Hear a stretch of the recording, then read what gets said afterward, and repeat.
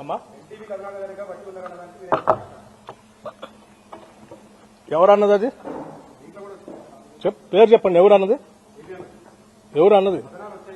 ఇది ఎవరు రాసింది ఎస్. మరి ఆయన ఏడ కూర్చొని విన్నాడో, ఏడ చూసి రాశాడో నాకు తెలియదు. అది కూడా అడుగుతాను. Question of my self respect. నేనేం గాలికి రాలేదాకా 40 సంవత్సరాలు సభ బయట పోరాటం చేస్తూ ఈ సమాజం కోసం అడ్డంగా నిలబడి పోరాటం చేస్తుంటుంటాడు. నీచ నికృష్టపు దిగజారిపోయి రాజకీయాల కోసం ఇటువంటి కట్టుకథనాలను సృష్టించడం, లేకపోతే వాటిని స్ప్రెడ్ చేయటం చేసే అంత వీక్ క్యారెక్టర్ కాదు బట్టి విక్రమార్క.